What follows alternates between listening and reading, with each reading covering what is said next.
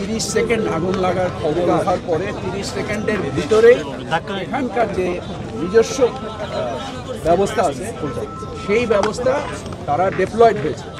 আপনারা জেনেছেন যে 37টা ইউনিট, আমি ধরতে পারতেছি না। সো এই আগুনের যে মানে পরিমাণগত যে ভয়াবহতা, এটাকে ওই একটা ইউনিট দিয়ে এটাকে হ্যান্ডেল করা যায়নি। এই জন্য পর এক এক করে 37টা ইউনিট জোগাড় করতে হয়েছে। যত ধরনের অভিযোগ আছে প্রত্যেকটা অভিযোগ আমলে নেওয়া হবে। এখনই একটা ক্যাটালগিং কমিটি করে দেওয়া হয়েছে, যারা এই আগুনের পূর্ববর্তী এবং বর্তমান অবস্থায় পুরো ঘটনার ক্যাটালগিং করবে।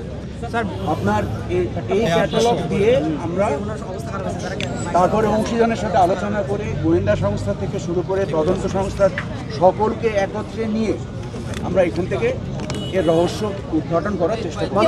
ওয়ালটন এখন দেশের সীমানা পেরিয়ে পৌঁছে গিয়েছে 50টিরও বেশি দেশে। ওয়ালটন, ঘরে ঘরে বিশ্বজুড়ে।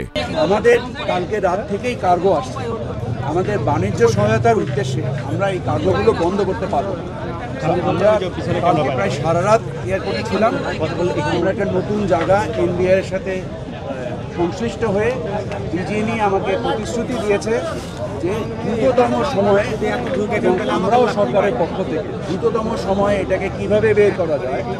আমরা সপ্তাহে 7 দিন 24 ঘন্টা কাজ করব, কোনো পণ্য সরবরাহে কোনো রকম জটিলতা না হয় এবং যারা ক্ষতিগ্রস্ত হয়েছে তাদের ইন্স্যুরেন্স কাভারেজ কী আছে, আমাদের এয়ারপোর্টের ইন্স্যুরেন্স কাভারেজ কী আছে, এই সকল কিছুকে মানে ইয়েতে নিয়ে আমলে নিয়ে আমরা সিদ্ধান্ত উপনীত হব।